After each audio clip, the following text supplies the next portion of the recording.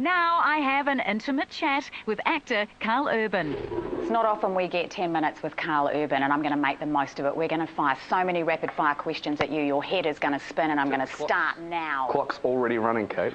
The interesting thing about you is we see you up on the big screen, and these are big blockbusters. You were Bones in Star Trek. You've got a film coming out with Morgan Freeman and Bruce Willis, for God's sake. You just finished shooting Priest as well.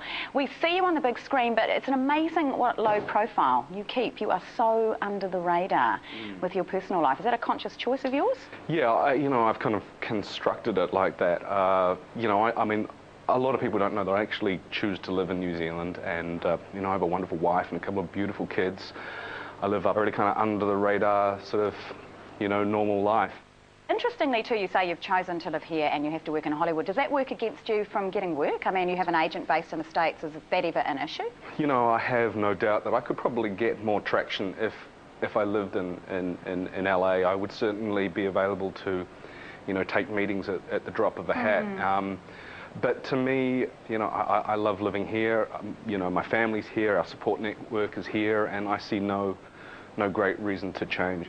I mean, you take Lord of the Rings fans and Trekkies together. I mean, they're a pretty intense fan base, aren't they? Do you get any stalkers? Pretty devoted. Yeah. I've had one sort of really kind of freaky-ish experience. I came home, with my family in the car. I came home and there was this fan standing right outside my house. Here in Auckland, and this person had flown all the way from Europe. And so that was, I didn't react too well. I would cut off your head, dwarf, if it stood but a little higher from the ground. It's a benefit to me that I've played quite a few heavy characters, like the killer from Bourne Supremacy. You're not quite likely to go up to the killer of Jason Bourne's girlfriend and start wanting to chat, so it kind of works to my advantage. Good choice. I'm going to now just fire some crazy, stupid, silly questions right at you. You ready? Fire away, I'm ready. All right, coolest thing about working with Matt Damon? Matt Damon, okay, the coolest thing about working with Matt, doing the Moscow car chase with him. That was an awesome car chase, oh my goodness. I was trained up to do a reverse 180 in a Mercedes G-Wagon.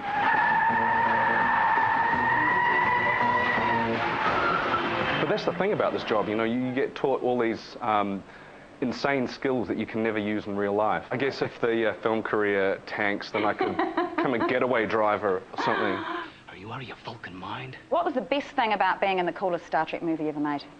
The coolest thing for me about Star Trek was probably getting to work with Leonard Nimoy, the original Spock, or just to be on set that first day that he put the ears on and became Spock again. That was insane. I mean, this is a really iconic TV and film character, and just to be this far away from him and to hear that Spock cadence.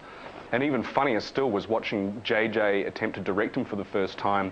He gets up and he does this. He goes to walk towards Leonard Nimoy, Spock, and he's walking and he gets like halfway across, and I think it suddenly hits him about that he's going to give direction to Spock, and he goes and he sort of does this thing and he has to go back and like literally collect himself and go, okay, and then it was the funniest thing.